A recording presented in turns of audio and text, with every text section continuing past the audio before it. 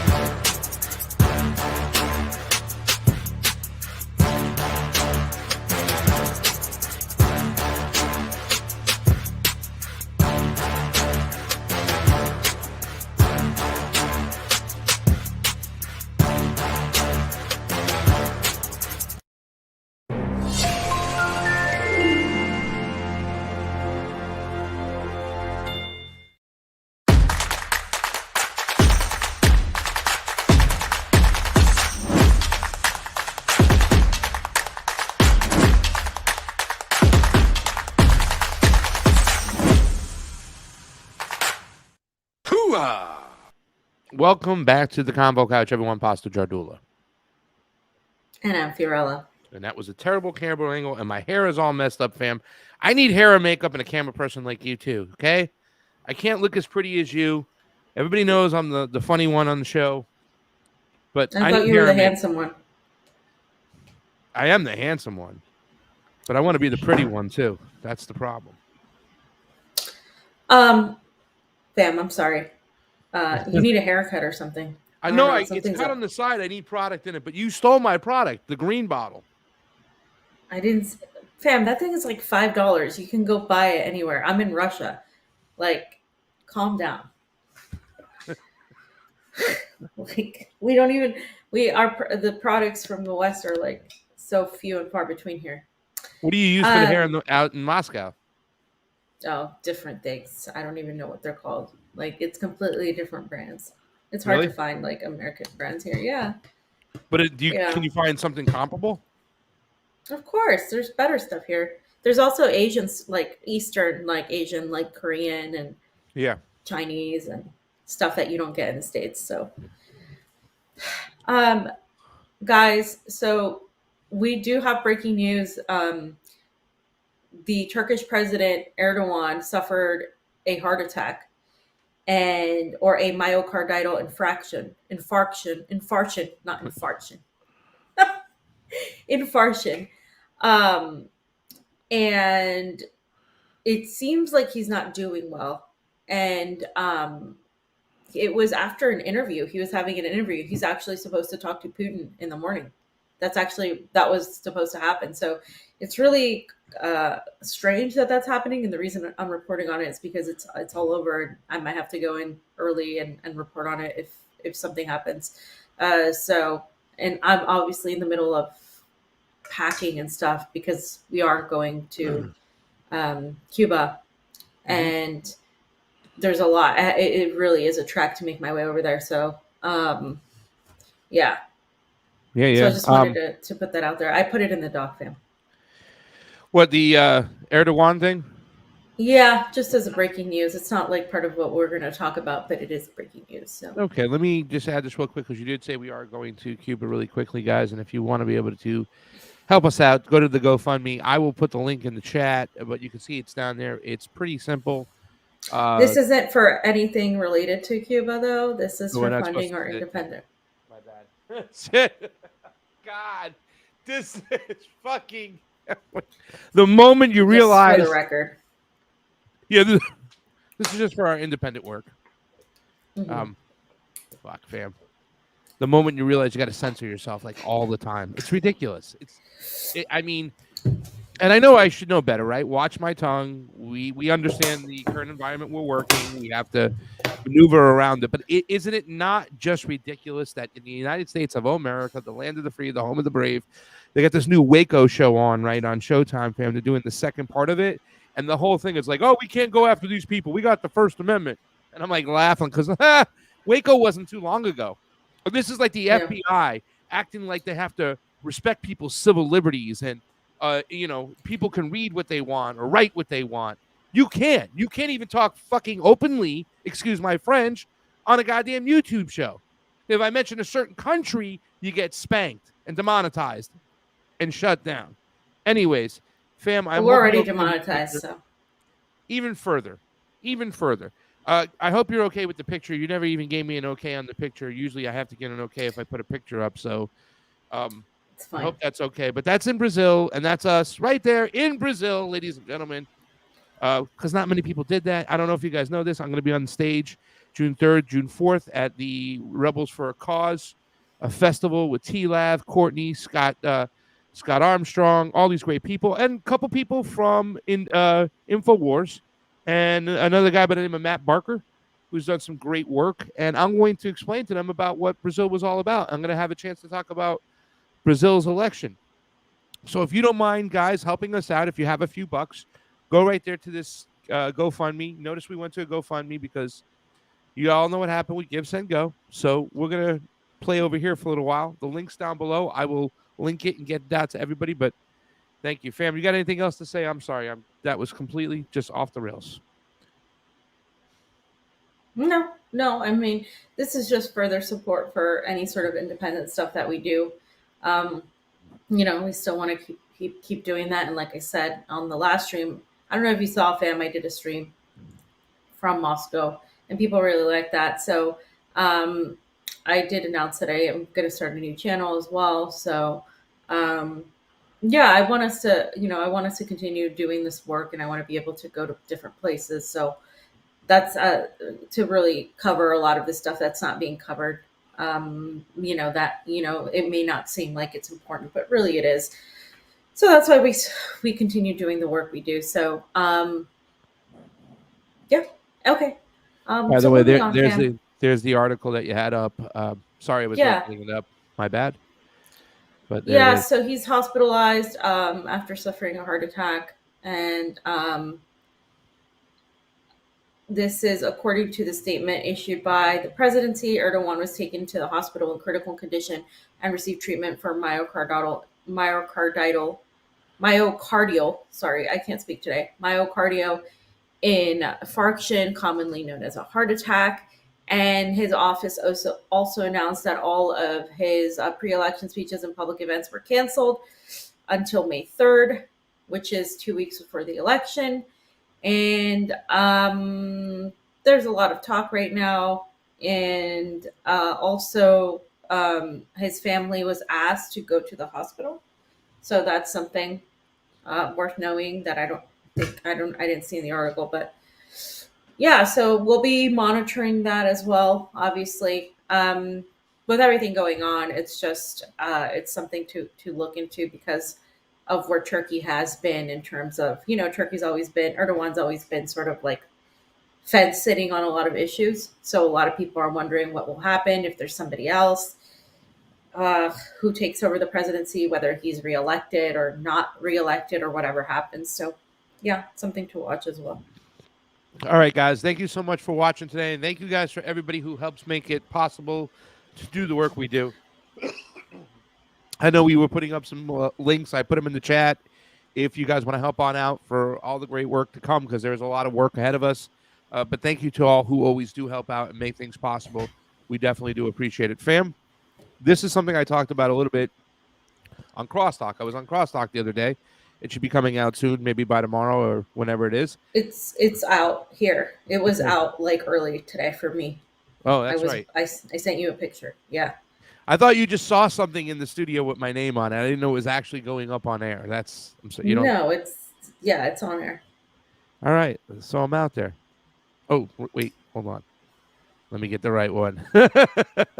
Fam, this is Yeah. another signal to me that there's going to be some form of a de-escalation in Ukraine and Russia. I mean, that is one thing I definitely disagree with Mark Saplota. He thinks that there's going to be something drawn out going on for a while because he understands the nuances of actually the people that are there, that exist there, and how deep and nuanced it really is. When you really talk about getting one group of people to attack and bomb another group of people, what has to be inside? What kind of culture? What did they go through? What were they taught about those other people? And that's what really exists in Ukraine, as far as Eastern Ukraine and Western Ukraine. And it's existed there for a while, that hate, that ideology, fam. So I went back and watched that interview. It was great. But these are signals to me that says that eventually there'll be some type of deal. They will recognize the Donbass. They will recognize Crimea. They're not going to ask for it anymore. They'll take their sliver of Kiev and kind of form some bond with the Polish, the Romanians, that part of Eastern Europe, and also this with Samantha Power saying, "Hey, corporations come in. Monsanto and Bayer are always here. Nestle's here. The only way I think they can obtain all this is with peace, and that's why I think there'll be some type of technocratic state. And what better than Ukraine, that's already been broken down, to have that in? But this right here is also a piece of that puzzle, fam. I feel like this escalates things a lot further, actually, We disagree. because Yeah. yeah, because this that's the whole point of this whole situation of the Minsk Accord was the stopping the spread of NATO eastward, and also Ukraine was supposed to be neutral. If Ukraine becomes a NATO um, member, that's entirely trampling on anything that Russia agreed to. And it's also pretty much declaring that NATO is at war with Russia, even though it is. There hasn't been that outright admission. If Ukraine becomes a part of NATO, either what you say will happen, where there'll be some sort of negotiation, but the way Russia sees it is as a complete and total admission that they are directly, the entirety of the NATO alliance is directly at war with Russia. And because again, as Danny, I believe it was Danny Highfont who pointed this out, and I reiterated this, NATO exists to counter Russia. That was the reason it was created. Well, the Soviet Union, technically. And obviously, what's left of that is Russia and then some of the Balkan, Caucasus areas. And so now what you have is pretty much the attempt to continue that mission. And without that mission, NATO would have no reason to exist. So even if there was like a momentary sort of peace agreement, NATO has no existence other than to preserve the hegemony of the West, and the people, the countries that also stand in opposition of that are Russia and China, the two most powerful countries in this moment, because they are nuclear countries, and China is a huge economy. Russia's growing. You also have, of course, Iran. You have many countries, of course, in the global south supporting this. But the reality is that without that, then NATO becomes useless. And so I do think that Ukraine becoming a part of NATO basically signals that this is essentially a war against Russia. So Yeah. I do think in a way it escalates it. And I don't think Russia is going to just sit back and say, oh, yeah, we're just going to allow Ukraine to become a part of NATO without having some sort of pushback. I'm not saying militarily, but I am saying they're going to make sure that what happened with the Minsk Accords doesn't happen again. And they've been saying this about guarantees that they can no longer trust the word of the West. So I actually do see that this sort of prolongs the situation more. And I put up Russia won't allow that. A lot of people say that, they're not going to let Ukraine join NATO. And obviously, Ukraine can't join NATO during a time of war. So that's why I thought there would be a peace agreement to get to this. But do you think, fam, there's any possibility of a third option here, that Jens Stoltenberg is just giving lip service to Zelensky? I mean, this is his first time there. He's just going to be full of hot air and just telling Zelensky what he wants to hear right now and what he needs to know, but really not honor that membership to NATO in the future, or just find someone else to, plant a seed and somebody else to cause problems. Like, we said we'd get you into NATO, but they stopped us over here. Like Turkey was that possibly that find somebody else to do so? Maybe it's just hot air, fam. It could be hot air. I mean, really, I don't think Ukraine's going to join NATO like right away. I mean, there's just too much going on with Finland and Sweden, So like, I don't think that's going to be like a priority. I do think they are in a way giving lip service, but by even stating that, because they're obviously serious, because of this next part of this whole section is the depleted uranium. So London has sent depleted uranium already to Kiev. And not only have they sent it, they have washed their hands off of sending this. Okay. They literally said that everything is in Ukraine's hands. That's what they said. And it's like, okay, well, you literally sent them depleted uranium, right? We're talking about a toxic substance to humans that isn't just toxic to them in the immediate use of it. It's toxic for decades and decades and years to come after the fact. This isn't just, shelling. This is something that completely harms the chemical component of the human body, the human health. It's completely toxic to the environment. And I believe it was thought to be illegal. And so it's just, this is again, the West reiterating its support for Ukraine, but it's more important than that. It's war with Russia. It's literally funding and sending these weapons, continuing to give weapons to a lost cause, because we know Ukraine has no chance whatsoever. But the reality is they're going to prolong this effort, which is why I do think that Mark is right in terms of the attempts by the West to prolong this as long as they can. However, Russia, this whole conflict with Russia, it's not like it's Afghanistan. Like they can't just there is a huge economy, a powerful nuclear power behind Russia, and so the more they try to prolong this, they're going to be met with some sort of pushback and potential escalation with other allies that are built allyships, especially that are building up in the east. What we're seeing with the rise of BRICS and everything. So I have a really hard time thinking that this isn't going to be looked at as a form of escalation by Russia and it should, because this is absolutely ridiculous. So, what about my personal opinion, and a couple other people share this opinion too as well? Samantha Powers going into Kiev, inviting more corporations to come in. All this corporate business can't come in unless there's a peace agreement, right? So, what are your thoughts on her going to Kiev? I mean, I know it's kind of like we look at the arrogance and like, oh, Jesus Christmas. They're just slicing up Ukraine as if it's pieces of Americans' apple pie and they can dole it out any way they want. Here's Nestle. Here's Monsanto. What are your thoughts on her pushing to have all the corporations come there? And I mean, Zelensky did at one point, talk about having all the corporations come there to help rebuild Ukraine. I do think that basically does mean that Ukraine will be a part of NATO, right? That Ukraine is essentially going to get its way in terms of being a part of the European Union sphere. But that doesn't mean that Russia is going to be fine with it in the terms that they decide. Meaning, like, there will be at some point, I think, have to be some sort of agreement met, like you said, or there'll have to be some sort of actual face off. Because I genuinely believe this. If I were Russia, I wouldn't trust any sort of agreement with the West after everything that's happened. Yeah. Why would you do that? That would be really dumb.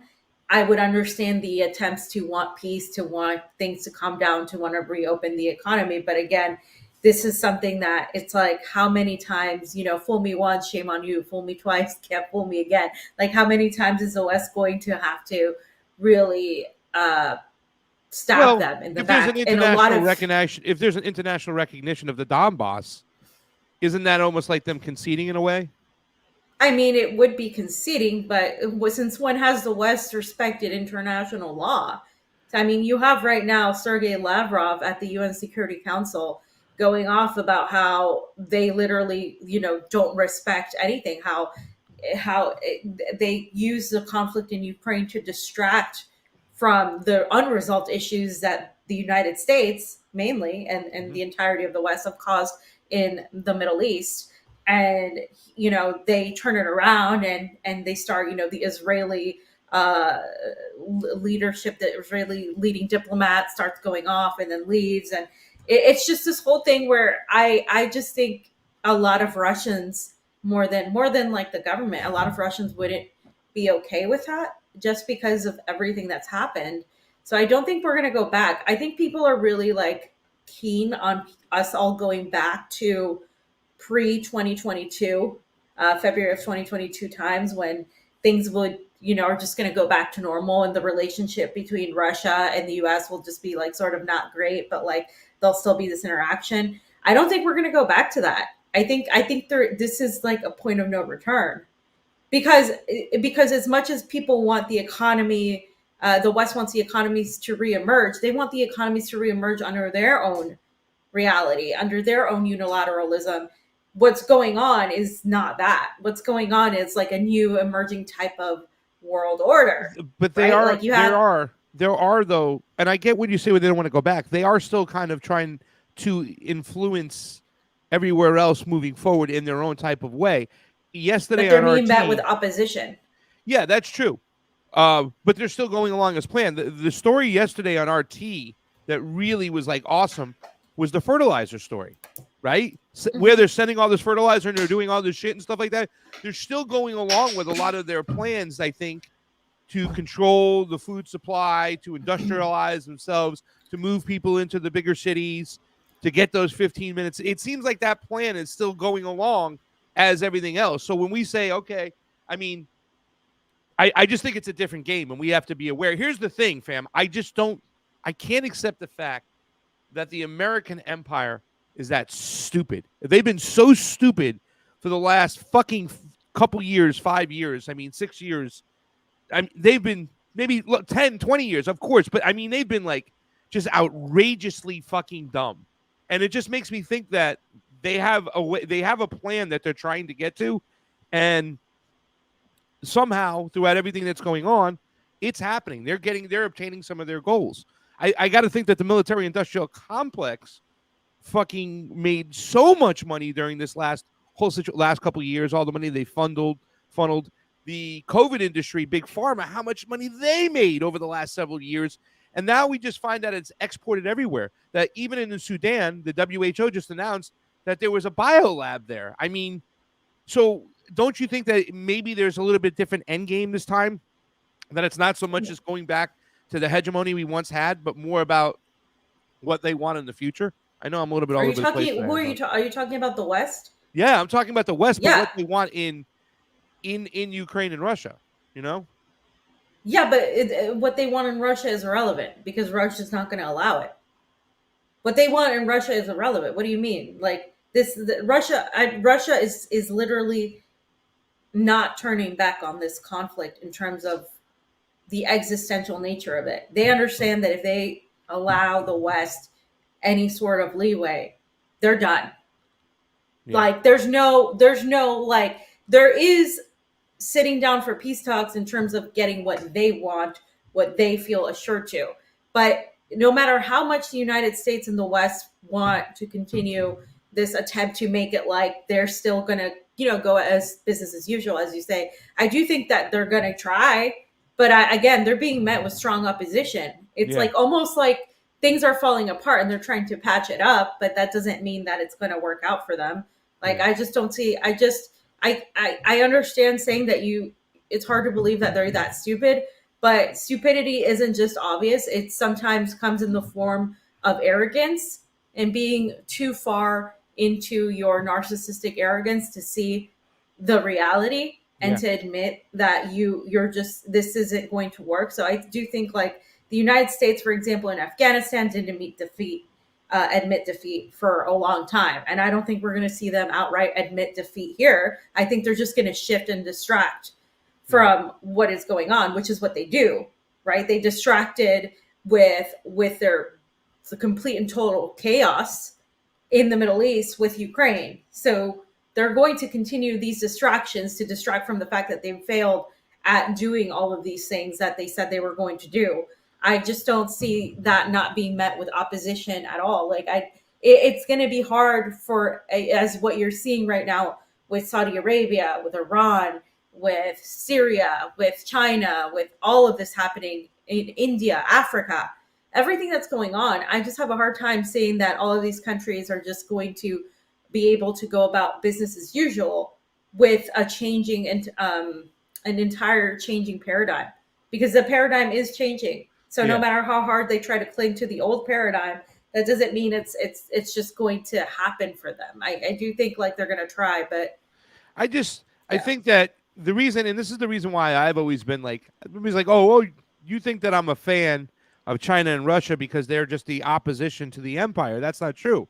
I've always thought that China and Russia's foreign policy was practical. They're level-headed.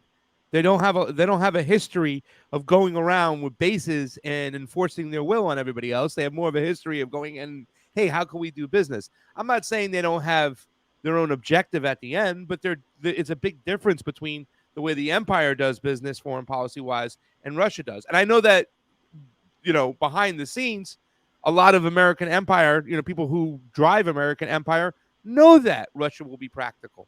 And I'm saying it just looks like this is the opportunity for almost to America to kind of appeal like they've been defeated, but then they get what they want in Kiev. I don't know. We'll see. To me, the Samantha Powers thing and the way we do things now is so different. The technocratical boom is here. Everything, the way we communicate, the way we transportation, everything is so different. It's in the technocratic age. And I just see all these companies and corporations moving to that. So I would think that they would want to carve out certain places and opportunities. And I know that, like I said, people behind the scenes and who are driving American empire got to know that the Russian Federation and Vladimir Putin are practical. They're level-headed. They wanted Minsk more than anybody, right? I mean, Putin tried his ass off for Minsk. He was practical about the whole situation. How much pressure? You weren't in Moscow there, but we heard from Mark Sloboda and other people. People in Moscow were mad that he wasn't intervening. Yanukovych wanted him to intervene right away. So I don't know. But the world has changed, though. They don't need the Western market. I think that the West wants the breadbasket and it wants Ukraine. I don't know. There's so many dirty things. It was the money laundering fucking state of the world. So if you can shape Ukraine is a means to an end, fam. Yeah. Ukraine is a means to an end. They don't want Ukraine. They want Russia. They want the entirety of that country to be broken up into small pieces. That's been the long goal. So if they don't get that, they're not just going to give up. They're going to go around trying to find new ways of doing it. But again, they're being met with strong opposition to that. So see, that's the part, fam. That's the part I can't swallow. When Lindsey Graham goes, it's regime change in Russia or bust, and that's that. You just laugh. You start to think he really doesn't believe that. Like he cannot actually believe. Why can't you think that they're that stupid?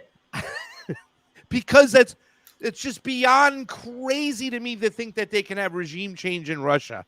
Like they do think that, though. I firmly believe that they're that stupid because it's hubris. It's arrogance. It's the belief that you are so. They don't see it, Pasta. They're so they're so full of hubris. Like I just don't.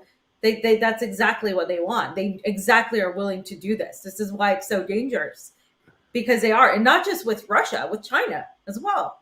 Like they think that they can do all of that with the entirety of the East, because forever we've been taught that we can do whatever we want, even in our culture. We're taught from a young age, you can do whatever you want. You can achieve your dreams. You're all winners. You're all special. In Russia, the mindset is completely different. It's almost the opposite. Like you're not special. You're it's a completely you're part of a mindset. bigger picture. You're part of society. Yeah. You're part of that's different. And I mean, and that's the way it should be. Nobody should be walking around thinking that their shit don't stink. We have way too much individualism over here. And don't get me wrong, people try to block that because there's people who are very scared that people are saying, oh, you got to go along and be part of a social society, collective society, and they feel that's going to take away their choice and their freedoms. You know what I'm saying? And a lot of times those people who, they're not individuals who want to be lifted up and think that they're best. Most of those people who are afraid of getting their freedoms taken away are, what's the word? Isolationists. They're kind of like just quiet people who keep to their own. It's really complex. It's crazy weird, but yeah, it's going to be interesting. And the fact that they have this uranium now, it's just like, it's all off our hands now. Yeah. You can go talk to them. It's uranium. You ready to get to the next section? Yeah.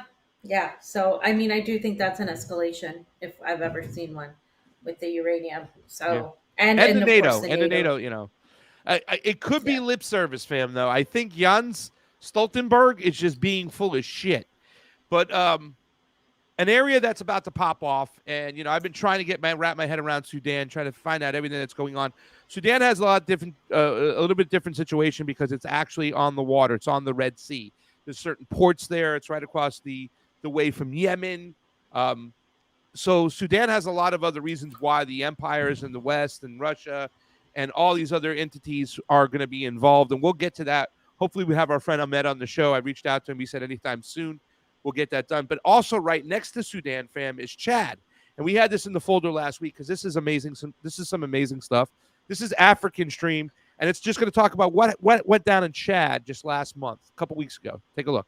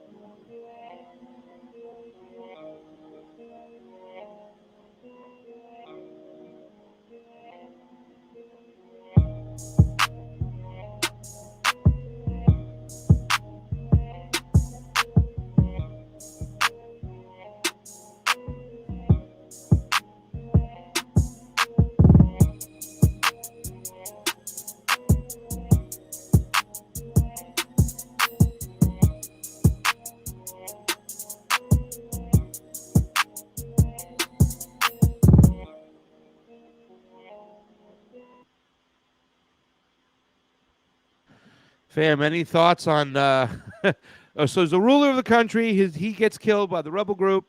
His son takes over. They postpone elections. The people protest. We'll get into that. And there's different factions involved. Of course, the Europeans involved, the French are involved, the Germans are involved. But the rebel group that was responsible for killing his father, he actually pardons a ton of them, a lot of them. I think it was at 380 or was it 280? Hundreds of them. He pardons them because he wants to find some way to strike a peace deal. Now, these rebels killed his father. What are your thoughts on this? And I think this is some amazing work that they picked this up and did that whole video to give it an explanation of what's going on. I did some research. I was able to start at this video and then work my way from there. But fam, your thoughts on Chad?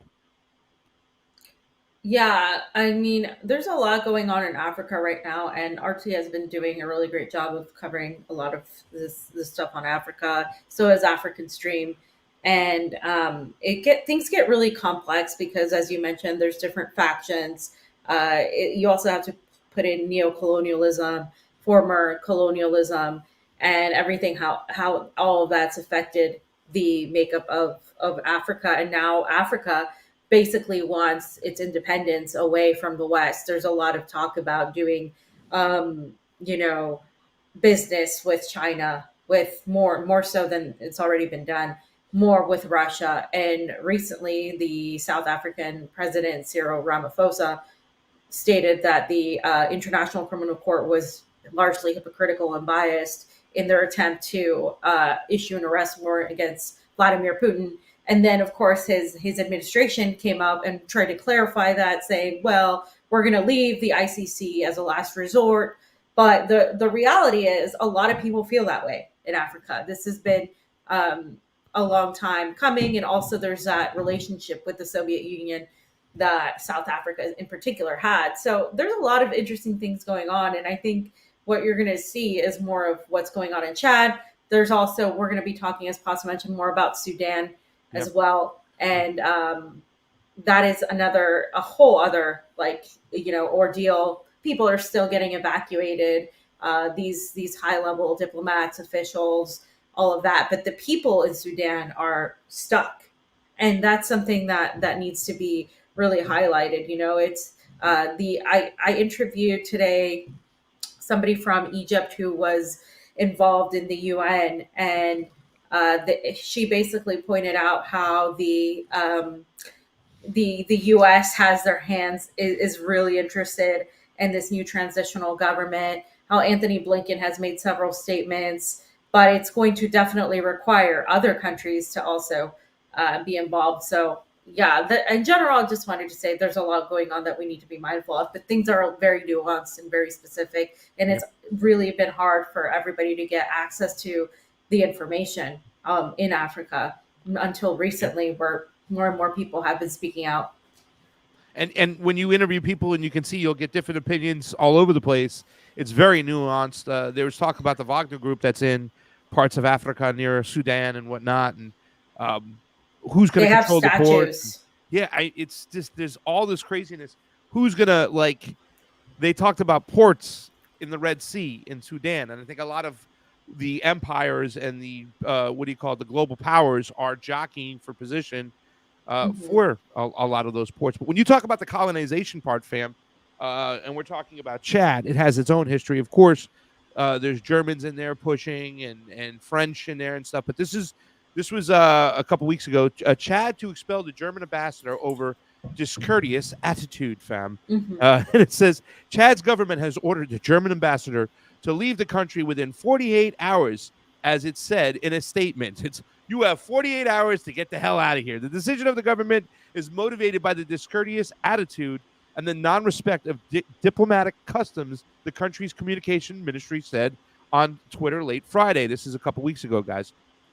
German spokesman Aziz Mohammed Salah urged the ambassador to leave Chadian territory within 48 hours. Urged, fam. Two Canadian government sources told the Reuters news agency that the ambassador, Gordon Cricky, had criticized delays in holding elections after the coup and ruling last year that would allow interim military leader Mohamed Idris Deby, who is the son of the current leader or the previous leader for many years to run in elections in 2024. So, fam, what happened was they decided to stall the elections until they get everything back in place, or I don't know what the exact excuses were, but they decided to delay the elections. So then the rebel groups got all pissed off. Then the citizens in the streets got all pissed off. So now this is the German chancellor who's putting pressure on the Chad government to, hey, would you throw elections? And they're like, hey, we don't like your attitude. Why don't you just, go scratch and get the hell on out of here? So what does Germany do, fam? Of course, Germany expels Chad's ambassador in tit for tat move. So what happened was pretty much the same thing back at home. Berlin has ordered Chad's ambassador to Germany to leave the country within 48 hours in a response to similar move by the West African country last week, the foreign ministry said on Tuesday. In a response to the unfounded expulsion of our ambassador to Chad, we today summoned the Chadian ambassador in Berlin, Mariam Ali Mossa, and called on her to leave Germany within, guess how many hours, fam? 48 hours. We regret that it had to come to this, the ministry said in a tweet, fam. So you get a little tit for tat going on in Chad. They're like, all right, don't tell us when to have our elections. You're being discourteous. I recommend you leave in 48 hours. So the Germans fire right back and say, out of here, pal. But that's the games that the Germans or the Europeans always play in these African countries. They try to bully them. They try to push them in a certain way. They try to tell them what to do. It's a form of colonization, fam, and it's still there existing today. Yeah, it's neocolonialism. And Sergei Lavrov has pointed it out several times. This is why he was well received compared to Anthony Blinken. This is why you see Africa going more toward the east. Again, a lot of these countries have pretty much found their strength because of Russia standing up to the West. It's in China as well, in its own way, just pointing these things out. Now these countries are in a position where they can say something. And so in a way, it's empowering other countries to do the same. Not that these individual countries aren't empowered in their own ways, but there's more power in numbers and through BRICS, and more countries are looking to join BRICS. And so what you're seeing is this sort of trend to really not oppose the West, because the majority of these countries want to do business with the West. It's more so to regain their own independence and demand, to make the decisions for themselves. National sovereignty, in the form fam? of national sovereignty. Yeah. Yeah, that's it. But just so we understand, I got a little video right here too as well. This happened in October of 2022. So Chad had pardoned some of the prisoners because there was a lot of people who protested. This is a little quick short video from African News, and we'll just get you up to speed. To understand what's going on today in Africa, you have to understand what's happened in the past, especially when it comes to Sudan. And the gentleman who will be coming on our show, a friend of ours, Ahmed, he made a video about Sudan years ago that I was able to watch a couple years ago when we first met. And it's so crazy because a lot of those same faces and those same familiar people are involved with, like I said, other like global forces that are trying to get friendly with a lot of African nations. Fam, there's a lot of untapped resources in these countries. They want to make sure that the monetary system's on there, but I think it's a lot about the minerals and the natural resources these countries have. And it seems like things are going to be really amped up in Africa over the next couple of years. We're going to see a lot more situations like we just saw in Chad, and we're seeing right now in the Sudan. It's worth the drive to I-95. You got to be kidding me, fam. Oh, my God. It's embarrassing. It's just embarrassing. It's not done. Come on. 17 seconds? Wow. African News. What are you guys doing? Fam. Yes, fam. It's Sudan, not the Sudan. Sorry. It's not the Sudan? No. After over 5 months in prison, 259 Chadian protesters who were pardoned in late March were released Saturday. According to the coordinator of their lawyers' collective, the former inmates left the Musora prison, located some 300 kilometers east of N'Djamena, and arrived home. It is the end of an ordeal for mostly young people who took part in the October 20th, 2022 bloody protests known as Black Thursday. On that day, thousands of Chadians marched across the country following a call by the opposition denouncing the extension of the transition. The move maintained in power Mahamat Idris Deby Itno, who took the reins of the country after his father's death. The government had acknowledged the arrest of 601 people in Jamena, including some 80 minors. The court in the high-security desert prison then sentenced 262 people to 2 to 3 years in prison after a mass trial with no lawyer. About 80 others out of 401 people on trial were given 1 to 2 years suspended prison sentences, and 59 were acquitted. You might think. Fam, so that's what happened. There's all these people protested because they extended the transition, not having the snap elections that were promised to them. So actually, people in the streets were protesting. That did also kind of amp up the rebel groups. I don't know if you saw, but they were putting the shoe to the French flag because they believed that the French were behind supporting this move of extending their the transition, and the elections are not until 2024. So it's about people protesting against certain factions holding on to powers, wanting to have their own national sovereignty, fighting the puppets or the propped up colonized leaders in these countries. And you're going to see a lot more of this protest and pushback all throughout Africa in the next several years. Yeah, again, there's that push that we've seen in Pan-Arabism that a lot of people are talking about now with Pan-Africanism, the unity of a lot of these countries together, which is something that Gaddafi had reportedly been trying to work on before he was couped and then subsequently murdered by the West. And Latin America has been talking about doing that since the time of Simon Bolivar, which proved to be extremely difficult.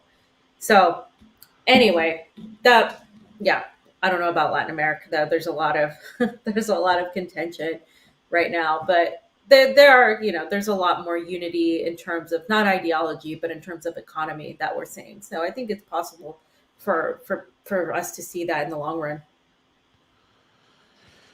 Oh yeah, we shall see. We shall see. We shall see. So you want to go ahead? Did you want to say something? Sorry. No. Tucker, are we moving on? Yeah, we're moving on to Tucker. Okay. Because we got to talk about Tucker, fam. Everybody's hero. Summit News. Good riddance. I brought this one up here because this is an interesting point, fam, because I tried to figure out, find something that was a little bit more nuanced to what's going on. A lot of people are questioning, why did he get fired? He shouldn't have got fired. Was he pushed out? Some people are thinking he pulled this move himself, fam, kind of forced his way out so then he can make most of the money for himself and not be told what to say. I thought for sure at one point, and even though it was 2 years late on what we were speaking about several years ago, the COVID stuff, he had McCullough on about a year after we had him on. You know what I'm saying? That's the first McCullough went on that show. I would figure that Pfizer would say, oh, enough is enough with this dude. But here's an interesting point of view. Good riddance. The military-industrial complex, fam, celebrates Tucker Carlson's Fox News exit. Members of the military-industrial complex interviewed by Political celebrated Tucker Carlson's exit from Fox News, with one declaring, good riddance. Carlson was unceremoniously booted from the network on Monday despite being the most popular primetime TV news host in America. He was reportedly given barely 10 minutes notice of the decision before it was revealed to the media. Perhaps unsurprisingly, members of the military-industrial complex and the deep state are all but popping champagne corks in response to the news. We're a better country without him bagging on our military every night in front of hundreds of thousands of people. One senior DOD official told Political. Good riddance, another added. Fam, are we singing Ding Dong, the Witch is Dead? Are they singing that? Is this the guy? Is this the face of the anti-war movement in America, where the DOD is so happy that Tucker Carlson is gone, fam? There's so much inability for people to have nuanced discussions on platforms like Twitter and in general anymore. People can't have nuanced discussions. So you see a lot of the so-called anti-imperialist left cheering for the ousting of Tucker Carlson because they say he's a white supremacist. And they say he's all these things first of all, you're cheering along with the military-industrial complex, with shit libs, with the establishment.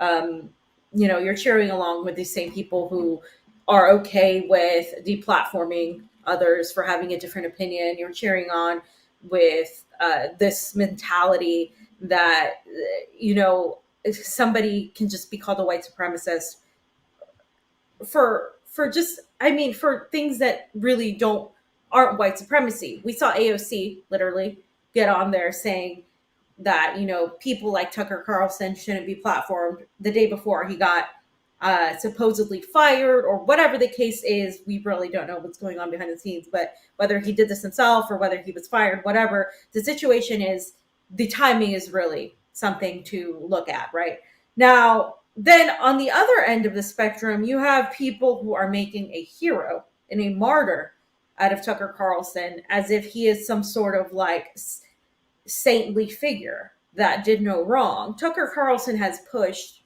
extremely hawkish statements and extremely hawkish reports when it comes to China, when it comes to immigration in the global South, particularly Latin America, when it comes to issues regarding Brazil, for example, what was going on in Brazil. He only pushed one sort of narrative that was red meat to his followers, which I don't trust that at all. You look at Tucker's background, CIA connections as well. You look at, several Zionist positions he's taken throughout the years, which is something that you shouldn't just whitewash and pretend isn't there. You can look at all of these things objectively and look at the good he's done by having people like Jimmy Dore and other anti-war voices on his show, things that people in networks like CNN or MSNBC were not doing for, at all, and not giving these voices the opportunity,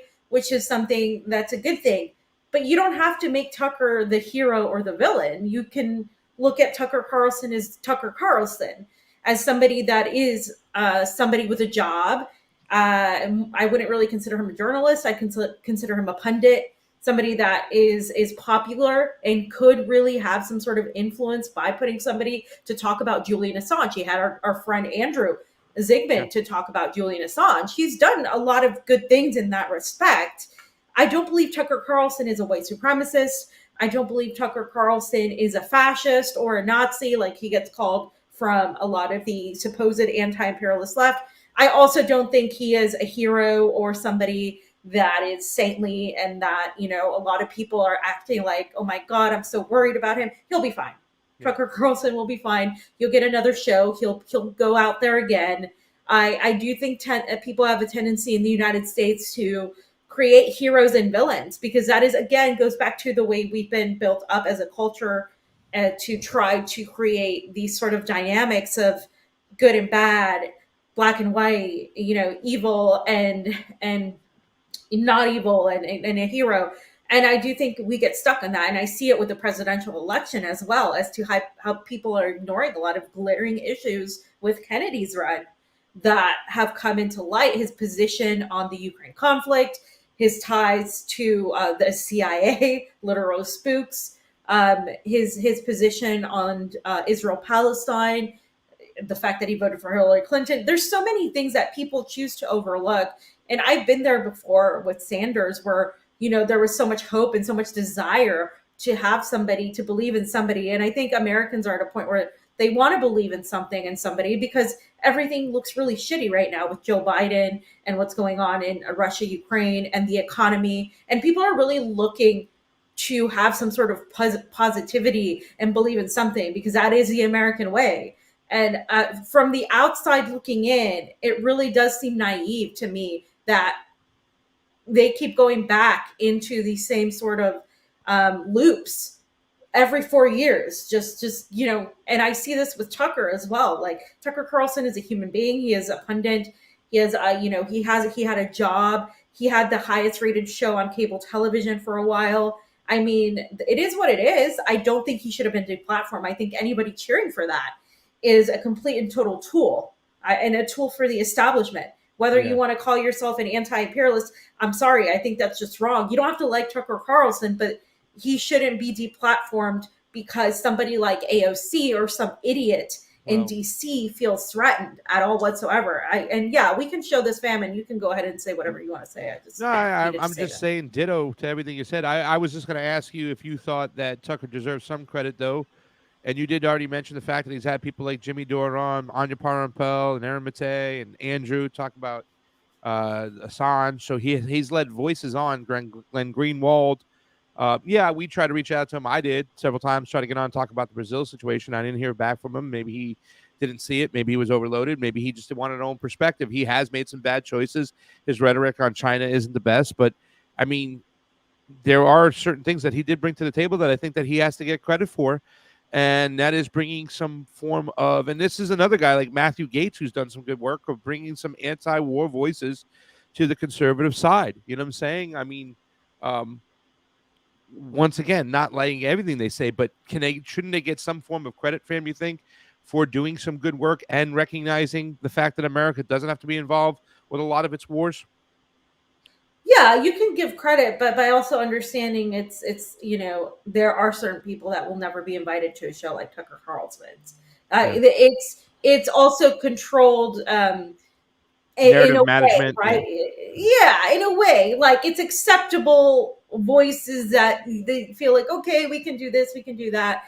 And I do think that, there's still that underlying aspect of it. Yeah, I can recognize there were, as I said, anti-war voices that were highlighted through Tucker, and that he, put people like also Tara Reid on out there. But at the same time, I do feel like a lot of people are also taking that and pretending that he was something else that he wasn't. They're I just don't think idolizing him too much, and they are kind of lifting him up way too much. And part of it is clout chasing. Yeah. Let's be real. Part of it is clout chasing. The other part is this idea that, just if somebody does something good, that means, we're going to overlook everything. And that is, again, I think it's a mentality that the American public has been taught to like sort of just let themselves go in this route. And like, people aren't objective. They're getting carried away by their emotions. And I do think it's wrong that he was deplatformed, but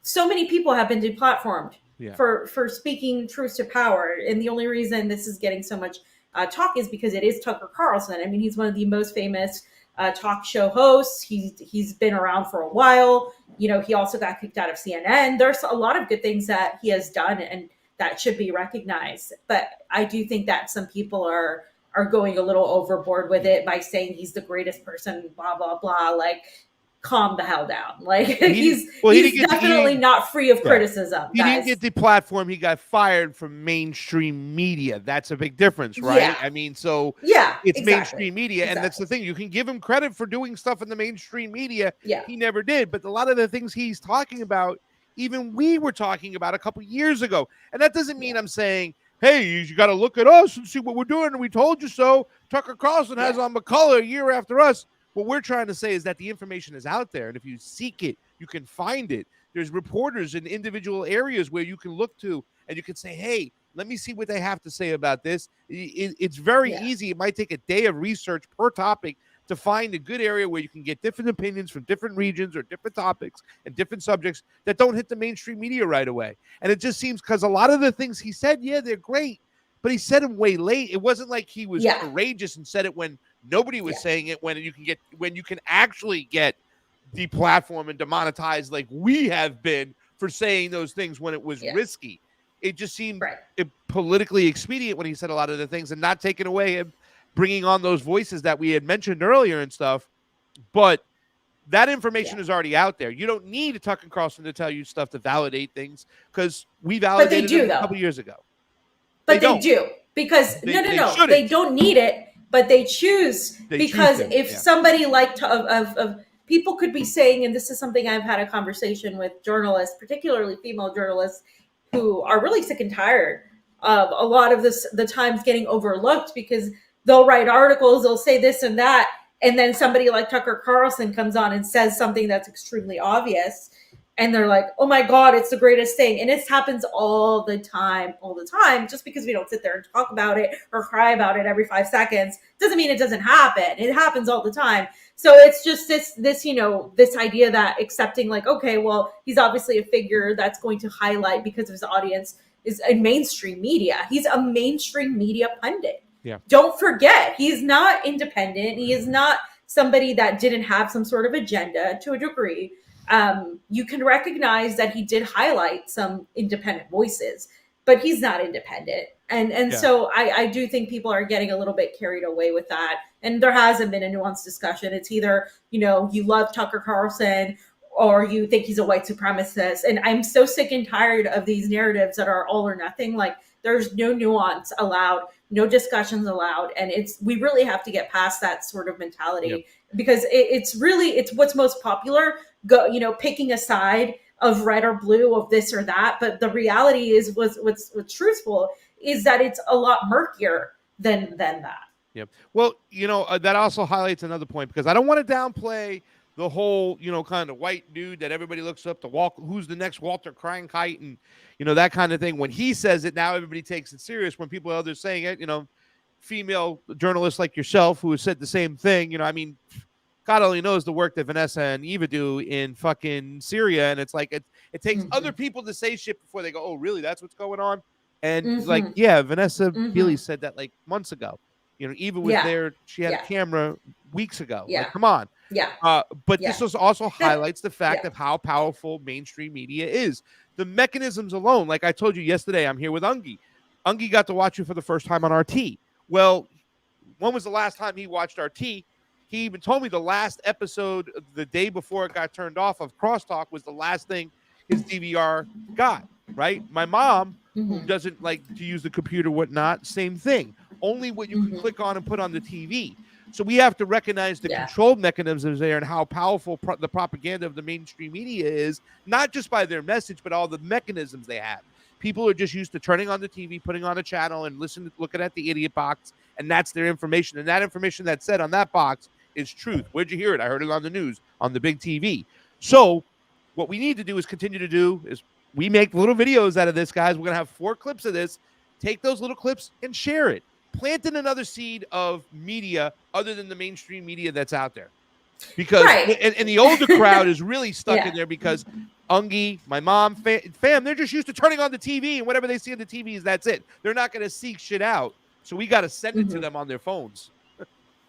Yeah, that's the thing. Like, and people say they support independent media and stuff, but at the same time, they still go back to the mainstream at the end of the day. And that is what keeps the mainstream being extremely popular. So again, put your money where your mouth is in terms of that. Don't just validate something when somebody like Tucker says it, or somebody like Joe Rogan, or somebody, that really is just a pundit that doesn't go on the ground and do these things. You can value them for what they are. And I do think like it's great that he did highlight voices that were anti-war voices, and that people, we were able to look at things about opposition in the Ukraine conflict, not saying anything that other people haven't said more in depth and more in better ways, but to a huge audience that, that could listen. Simultaneously, though, the, anti-China rhetoric, the hawkish nature of that, the immigration stuff, the culture war stuff, whatever, like it sucks. You're not going to agree with somebody on everything, but I just, again, like the extremities of calling him a white supremacist and cheering for him to be off cable TV while also saying like he was some sort of hero is ridiculous, I think, on both ends. I think it's dangerous, more dangerous on the end of saying like he shouldn't ever be allowed to speak because he's a white supremacist, which is completely ridiculous. And it only empowers the right. And can we just hear what this, she, first of all, she's talking about white supremacy. She literally voted to give weapons to paramilitary neo-Nazis, this woman. So she has no ground to stand on at all whatsoever. Tucker Carlson is out at Fox News. Couldn't have happened to a better guy. What I will say, though, is while I'm very glad that the person that was arguably responsible for some of the largest, driving some of the most amounts of death threats and violent threats, not just to my office, but to plenty of people across the country. I also kind of feel like I'm like waiting for the cutscene at the end of a Marvel movie after all the credits have rolled. And then you see like the villain's like hand reemerge out to grip over like the end of a building or something. But deplatforming works, and it is important. And there you go. Good things can happen. Oh, deplatforming works, fam, and good things can happen. What a little She's such fascist. a see you next Tuesday. She's such a see you next Tuesday. And you know what? Like, it's no surprise to those of us who have been paying attention from the moment she sent out emails to all her fans to target the Twitter accounts of people who were mean to her or whatever. Or YouTube channels too.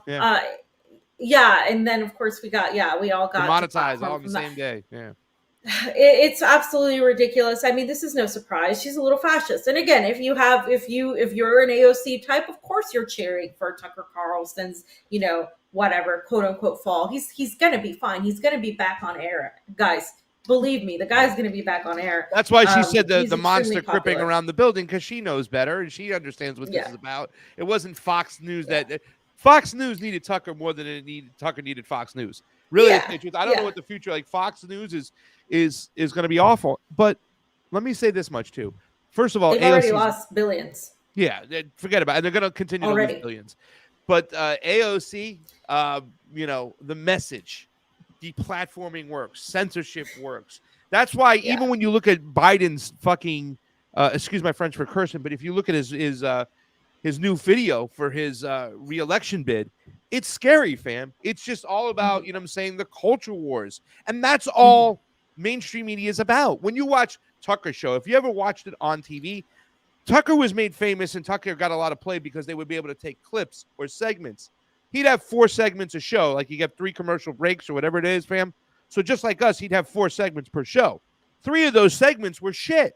They were about culture wars and pitting people against each other. Have some Republican on to yell about how bad the Democratic Party is. He would have 1 good segment a show, and they would highlight that 1 good segment. So you got 5 good segments a week, things you can take from. But it's not like his whole show is good, and it's still all about the culture wars. Of course. You know what I'm saying? That's what sells. Grutfeld, or whatever his name was, he opened up his show the other day, fam, and the topic was about blue check marks and the libs versus Elon Musk. And it was just that same paradigm, culture wars, pinned against each other. And when people say, well, what's going to be the thing that's going to control the voting cycle for the next elections? It's all culture war bullshit. You know what I'm saying? You if you watch the TV, if you don't put on Rumble and throw on some RT or put on the Duran or put on something that's going to let you know what's going on in Europe or Eastern Europe or in West China and what's happening right now where bombs are being dropped, you won't find any of that on the mainstream media. You'll just find culture war bullshit. And that's something that Tucker doesn't get enough fucking flack for, is that his show is all about that. It's still about pitting people against each other. Good things, yes, highlighting good, but that's mostly what his show is about.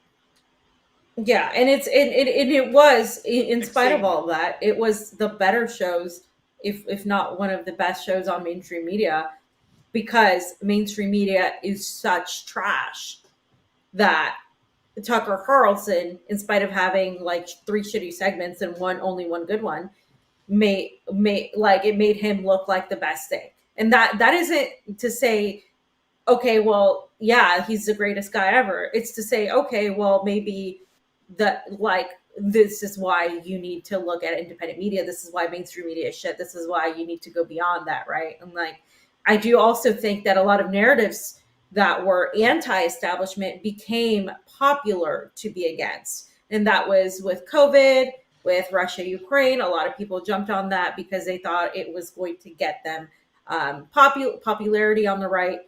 because it was opposing the left, or the quote unquote left, like the Democratic Party. So you had a lot of people jump onto that just because of that. And you have to really understand that that's what they were doing, not necessarily about the idea of being anti-war or of being pro-multipolarity or being anti-imperialist. And you'll see that in their stance on China, and you'll see that in their stance on other interventionist issues in Latin America, et cetera, because it's still an invasion at the border.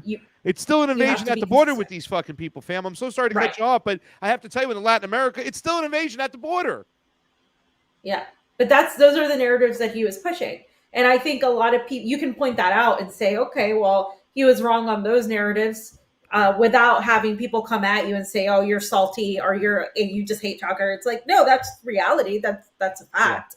Yeah. I'm not saying he's a white supremacist like other people are saying, or I'm not cheering for the fact he's off air. Yeah. But he made his money and whatever off of really, going on in that route. And that's fine, as long as people understand that. Do not make it something that it's not. And that's what I've been seeing online, is people just having these reactions of, oh my God, you can't criticize anything about Tucker ever. Or like, oh my God, the guy's the worst thing in the world. He's Hitler. Like, it's just like, it's ridiculous. Yeah, it's not a good freaking conversation. Guys, do us a favor.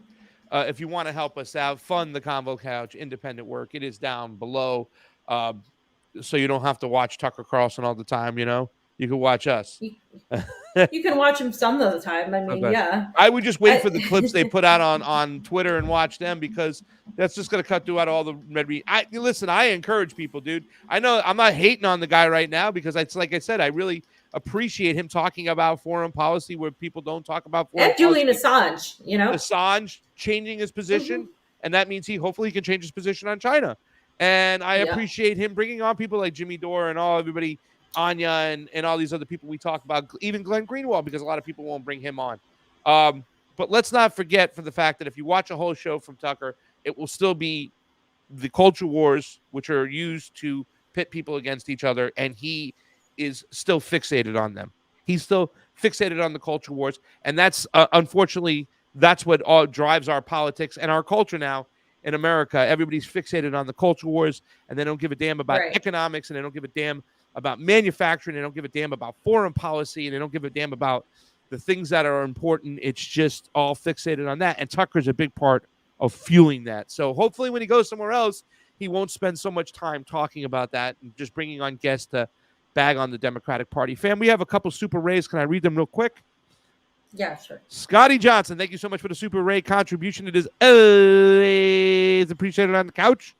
Hemcar, thanks very much for the super ray contribution. Since Russia and China are on the rise, shouldn't that mean that Cuba should be in good position where the U.S. won't be able to regulate whether a nation trades with them or not? Yeah, so... Go ahead. You want to answer that? I can answer that. You can if you want to. Go ahead. Well, I know for a fact that Sergei Lavrov went on a tour to Nicaragua, Nicaragua. He met with several representatives before from Bolivia. He met with Nicaraguan, Cuban, and Brazilian officials recently in his tour. And he also, that was mentioned, Cuba having better relationships with China and Russia to help get it out of its economic woes. So that's definitely something that's happening. It's going to be a long time coming for that to happen. And I do see that there has been a plan to begin doing that, which I think will help Cuba a lot. You know what? This is something that the Cuban government has already talked about. They want to open up a lot of their economy to private industry. Not everything. I think they'll still hold on to the important aspects of it. Hopefully their sugar cane. I hope that they'll control their medical industry, which I'm sure they'll control their healthcare. I'm almost positive they'll do that. But things like tourism, it's just a lot to manage. It's something that we talked about with Mark, and that's even Mark agreed with me, is that, I don't think they wanted the Donbass because that's an extra territory they had to manage, that being Russia. But they had no choice because that's what the Ukrainians in the West were doing, the Azov Battalion. They were killing ethnic Russians to get to a point where I think that Putin had to intervene, even though he tried to work the Minsk Accord So Cuba is already opening up to those markets. They've already said that. Fam had talked about the did you talk about the Diaz Canal going to Russia about 6 months ago? I think it was when he met with Putin, Yeah. right? And so yeah, I mean, this is something that's going to happen. I think it should help, but we'll have to see. There is a certain connection that Cuba has with the United States. That I don't think can be overlooked, and the people themselves. There are a lot of angry Cuban people about the government that live in Florida. Me and fam know them. We grew up in that state, so we understand where they're at. But I would like to see some type of, at least, I don't know, I can pray for it. We never know. Some type of easing off from the American empire of Cuba. I mean, Diaz-Canel is a new leader. He is not Castro. If they want to stay, that they want to always keep that boot on the neck because of the Cuban Missile Crisis, you can't blame Castro for that. You can't blame Diaz-Canel. So I would think that there could be another way forward, and I really am hoping and praying. But yes, the spelling of China and Russia, a BRICS currency, that whole 9 yards, fam, should really play into what Cuba is going to do in the future. Yeah, I don't think Cuba should ever be at the mercy of the United States, ever. The United States isn't to be trusted at all whatsoever. And I think Cubans have worked far too long and hard to keep them away, to just be, blow caution to the wind, which is why I understand why they're doing. But at the end of the day, it's up to the Cuban people. I'm not going to go and impose my own will of what I think Cuba should do or shouldn't do, because I'm not a Cuban citizen and they are. And the people who stayed in Cuba and were supportive of their country's independence from U.S. hegemony are a lot more important in my book in terms of what Cuba should do than the Gusanos in Florida who aren't doing that. So, yeah. I'm just hoping that those Cubans in Florida would fucking ease up on their stance and pushing their members of their lawmakers in the state to punish Cuba. I'm hoping that the next generation of Cubans that were born here could see that whatever happened 60 something odd years ago has nothing to do with the people who are there now. And for them to kind of push lawmakers like Marco Rubio and Bob Menendez and all these other guys to punish Cuba, I think is, something. I would hope that something comes from them, fam. I get that hope because when I was in the Bernie Sanders, I don't know if we had met them, but when I met Tim Canova, I heard him speaking down in Miami, and there was a group of 5 young Cubans, and it was Cubans for Bernie, and they were holding up the signs in Miami out there and whatnot, and family members were going by, older family members beeping the horn and cursing at them, and they were cursing back. You know what I'm saying? It was something amazing I saw, and it still stuck with me to this day. So I'm hoping maybe, I don't know, you just can hope, fam, because the boot of the American empire is on the Cuban neck. There's an economic blockade. You can't access anything over there, and it's just not right. To label them a state sponsor of terrorism was ridiculous, and Donald Trump should be ashamed that he did that on his way out a week before he left office. Fam, the last Super Ray. What about Article 5 on Ukraine? They killed 3 farmers in Poland, and isn't that not part of NATO? You attack one of us, you attack all of us, fam? Does that make sense to you? What about Article 5 on Ukraine? They killed 3. They're not a part of NATO, though. Still, they're not a part of NATO yet, so that wouldn't apply. Guys, if you can help out, there's the fundraiser, by the way. Oh, you're saying because they attacked Poland. No, they're not going to hold Ukraine accountable for that because that was with U.S. weapons, U.S. funding, Western funding. I don't know which one that is. It just doesn't. Is that the one that Jack Posobiec said, this must be paid back in blood? Oh, okay.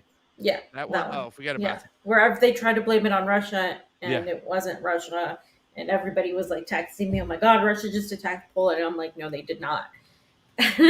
Why are you telling? God, it's so frustrating. Fam, you need to rename the section. I have Justin Trudeau, so the thumbnail maker doesn't make it there, and I get in trouble from you later. But we have Justin Trudeau up here. Do you know that a lot of people say that he is Castro's son? Fam, stop pointing bullshit out on purpose. Take a look, though, fam. A little bit look. You could be the bastard Fam, child. I'm not. I'm literally getting. Castro off was a this newspaper right man. He was a newspaper guy. He was a ladies' man. He was. We He was a noticed. man. He was a He's ladies' not a man. guy. Was he not a ladies' man? He was a ladies' man. Fam, this maybe guy he went is the complete opposite. He's a neoliberal. Yeah, but that's the fascist. environment he was raised in. Look at the look. He's got the little look a little Castro No, in the face. No, he does not. He's All too. He's too like. What is it like? Canadian. Fam, I don't have the clip of the one you have from RT. If you want to find that one where they have it repeating exactly what he said back then, this is just what he said recently from Chief Nerd. So I'll play this. It's literally on my. Is it on your face? Is it on your Twitter? I'll go to it. Let me go to that one instead of this one because the one on Twitter is better because it's got the whole story of what he said then and now. You can compare and contrast. Fam, it's so nice to just click in Fiorella and your stuff pops up now. Yeah, I'm still shadow banned to a degree for sure. Definitely. But it is definitely coming out. Like you can see my stuff more. And I don't have the Russia State affiliated label, but a lot of people are still saying like there's still somewhat shadow banned. A lot of China accounts and stuff. So, a lot of who accounts? Yeah. China. Like China. Who? China. Okay. Yeah. All right, fam. Let's play. Canada's Prime Minister has found himself in hot water after claiming he did not force anyone to get COVID vaccinations. And therefore, while not forcing anyone to get vaccinated, I chose to make sure that all the incentives and all the protections were there to encourage Canadians to get vaccinated. If you don't want to get vaccinated, that's your choice. But don't think you can get on a plane or a train besides vaccinated people and put them at risk. If you joined the protests because you're tired of COVID, you now need to understand you're breaking laws. During the pandemic, Justin Trudeau's government announced some of the most strict anti-COVID measures, which included travel restrictions and compulsory vaccination for adults and children aged 12 and over. The draconian measures sparked protests across the country, including the famous Freedom Convoy, which started in Ottawa as a rally of truckers against vaccination and culminated in emergency measures announced by the government. The recent remarks sparked a social media storm, accusing the Canadian Prime Minister of hypocrisy. Right. He did not force anyone to get vaccinated. He only unjustly fired them, financially attacked them, persecuted them, insulted them, denied them basic rights, prevented them from traveling, etc. So tolerant. Justin Trudeau, who implemented some of the most brutal vaccine mandates on earth and punished anyone who opposed it, now claims that he never forced the shot on anyone. When politicians can't beat the truth, they try to join you. Don't let them. Holy Justin Trudeau, the man who locked down his country, stopped unvaccinated from attending work, shops, restaurants, pubs, hospitals, schools, flights, or even driving trucks across the border, says, I never forced anyone to get the vaccine. Earlier, we spoke to independent political analyst Alessandro Bruno, who says that people were jailed for protesting against COVID vaccines in Canada. Completely unsurprised, because I'm not sure whether he's absolutely convinced of his own position on this. He might actually believe it. Who knows? These days, it's very difficult to distinguish a sincere politician from an insincere one. He did not force anyone in his mind. Of course, people were arrested, were in jail because they protested the COVID vaccines and some of the related restrictions. The most famous episodes here involve the truck protests that took place throughout Canada, but especially in Ottawa and Toronto, which were concluded with the entry of the army.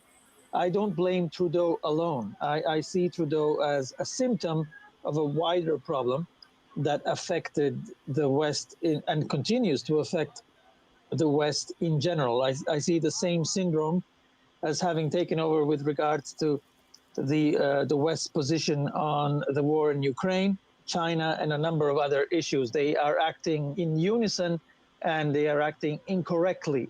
I honestly don't see him as even thinking his own thoughts. He's not conveying his own thoughts here. It's as if many leaders in the West, and perhaps Trudeau more than most, are acting out the script of someone else, the script written elsewhere.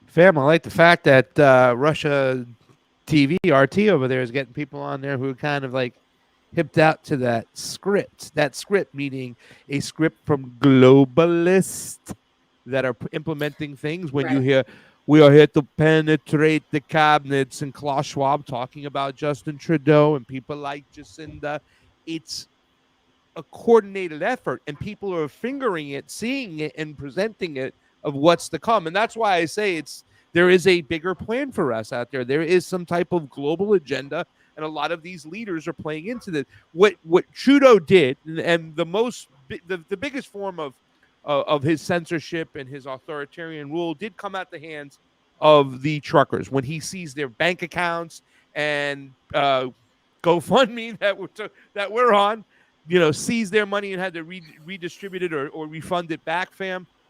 There seems to be, this is more evidence that there was a global agenda that is trying to be thrusted upon us. Yeah, I don't disagree with the global agenda aspect. I just think it's the same thing that it's always been.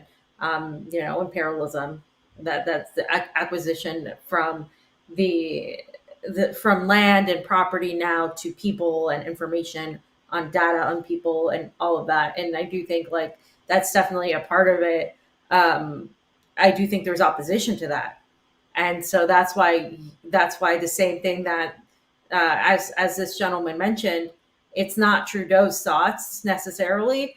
He's saying them, but they pick leaders. Leaders come to power who are okay with this thought process, with this agenda, and they seize power, and they're not necessarily they don't have as much power.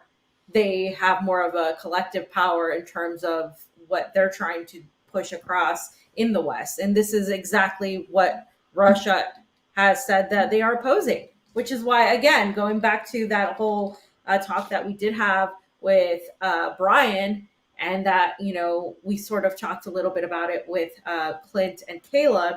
I just don't see how they're, and they both agree on this.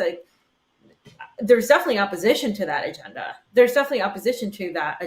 Just because technology is going to advance no matter what we do, doesn't mean that there's not opposition to that agenda. And just because it's not on everybody's number one mind, it's on the minds of intellectuals, of analysts, of politicians, of people who are looking at this in a very macro way. But when you go down to the countries in the global south, when you go to Syria, when you go to, the favelas in Brazil, where we went, people were aware of it, but they had to do what's first and foremost is get food on their table, right? Feed their kids. Those are the priorities. And I still think people have a very just one-sided way. A lot of people who are in the West who have never left and gone outside of their comfort, or who have stayed, even if they go outside of their comfort, in a sort of tourist type of vacation aspect in the global south, you're not going to get that from it.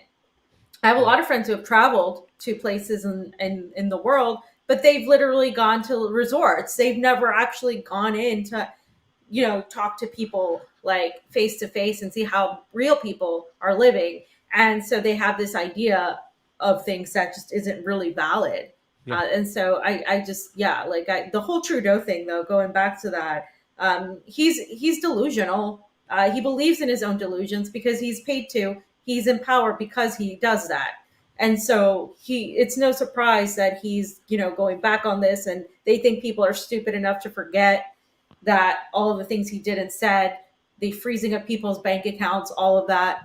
And how so many, and I won't ever forget how so many supposed anti-imperialist voices were okay with it, because they decided that all of these truckers were fascists. Yeah.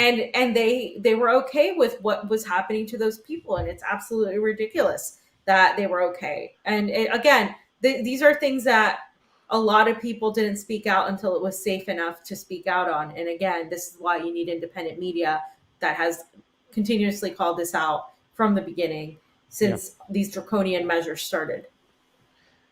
Fam, that's it for today. We got to get rolling because we got a lot of stuff going on. We got to make a trip somewhere. Guys, if you want to help out, please, just our general work, our independent work, please go to the GoFundMe. I almost said Give Send Go, fam. Go to our GoFundMe right there down below. We put the links in the doc. It's Fund the TCC Independent Work. You can see it right there. We'll put the links again in the chat. You can go ahead and do that. Jilly Love, thank you so much for moderating that chat and stuff. And fam, I was going to play Jose Vega's video on the way out because I thought it was really, really good. I don't know if you have any thoughts on what he did, but this is a movement. This dude is started with the Schiller Institute, and Diane Sayre, she got involved the other day and she spoke to as well. I think, a lot of us, this is something we always like to do. One time I remember one time I got caught a little flat-footed when we saw Debbie Wasserman Schultz, and I started laughing rather than being ready to ask her opinions on Venezuela, which is what I wanted to ask her anyways, that I totally just blew my mind. I asked Katie Porter that when I saw her and stuff like that. But this is something I think that needs to happen on a regular basis. We have to be able to confront our lawmakers or our people in power or our media people when they're trying to censor people or trying to push their propaganda and ask them what's what. I think that he's growing in his trait, what he's doing here, the more he's just talking to people. But Jose also knows when to be firm. He's getting this thing down to a science. He's growing in his Twitter feeds. More people are doing this. They're showing up. They're confronted. We even saw something in Paris where somebody showed up and questioned about the Nord Stream pipeline and said, why aren't you going for an independent investigation? So I think this is good, fam. But do you have any thoughts on this as he confronted the executive editors of the New York Times, Washington Post, LA Times, and Reuters? Jonathan Capehart was even there. Did you see this yet? Yeah, and I hope I see this trend when it comes to also right-wing politicians on Latin America, when it comes to them on China, and their hawkish nature on that. It's not just liberals, and I don't want people to get this idea that it's only Democrats that are hawkish, because conservatives are just as hawkish when it's the right enemy for them. So I'm glad that this is happening. More people need to do this for any politician that is lying accountable. And this is, in fact, in spite of the fact that Seymour Hersh literally really said the most basic, ridiculous trope regarding Putin. Putin started this war, blah, blah, blah, which really angered a lot of people. He said that on Afshin Ratanzi's Going Underground. So this is somebody that, in spite of using the same arguments, has still been labeled as a blogger, as dismissed as a kook by the establishment, even though he's obviously a seasoned, independent, investigative journalist. And it doesn't matter, because if they can just dismiss his work, even if he does, give the usual argument, then they've won. So it's really important that people continue doing what he's doing right now, what Jose is doing, what other people are doing. And I'm glad that they're doing it. I don't care if they're the Schiller Institute. And if that matters to you more, you're dumb, because this is, again, we need to get the truth out no matter what. Yep. And there's a lot more than people think when it comes to the Schiller Institute. Their past is their past. A lot of groups were different when you go back to the 60s and the 70s, fam. People were beating each other up in the streets back in the days. It's a lot different. I can just speak to the character of Diane and Jose and say they are great people. And I don't think they want to hurt anybody, and I don't think they have a hurtful bone in their body. That's why I think they're very strong with their message and what they want to do. And they're very educated and knowledgeable on what goes on in foreign policy across the globe. And that's very, very important. I did a show with Diane on her show last week on Yemen. And talking about Yemen, and my point I was making is that you don't have to, I've never been on the ground. I don't know a lot about Yemen's history, its culture, but all I had to do was pay attention, do some research to get a feel of what's going on in Yemen and understand who the driving forces are behind the civil war and why so many people are dying. And that's something that we need to do as a society. We have to pay attention more to what our government is doing outside of our borders in our name. So that's something that I like that Jose and Diane in the Schiller Institute are bringing to the table. We're not going to like them on everything, like we said, but this work right here on foreign policy and confronting our lawmakers, I think, has been amazing, fam. So that's our GoFundMe down below. We put the links in the chat, guys. Any way you can help us out and do help lift up our independent voices, we appreciate it. For Pasta Jardula, Yarella. Convo out. We leave you with Jose Vega, ladies and gentlemen. Oh, is this the lecture hall with Seymour Hersh?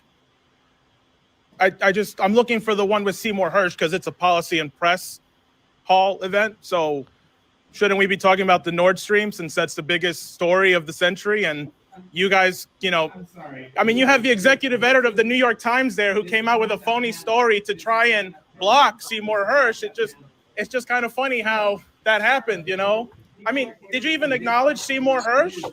All of you are executive editors of papers that broke Pentagon, My Lai, Watergate. Is this the same papers or not? I mean, is there anything you've gotten right in the last 20 years, or am I mistaken about that? I mean, it's just kind of funny because Iraq, wrong. Syria, wrong. Russiagate, really wrong. Okay, I mean, the list goes on and on. So the last thing you could do to try and actually fix your reputation is acknowledge that through leaks, we had to find out that Zelensky was going to bomb Moscow on the anniversary. I mean, if you're so impartial, shouldn't you at least say, right, that Zelensky was going to bring us on the verge of World War III? That seems pretty fair. While Julian Assange rots in prison, all of you got, you know, fat checks because he's in jail for doing your job. And you know what? Tucker Carlson ain't no Seymour Hersh, but he did something you guys are scared to do. Speak the truth and actually be critical of the war, which is why he was actually fired from Fox, because you are all cowards, every single one of you.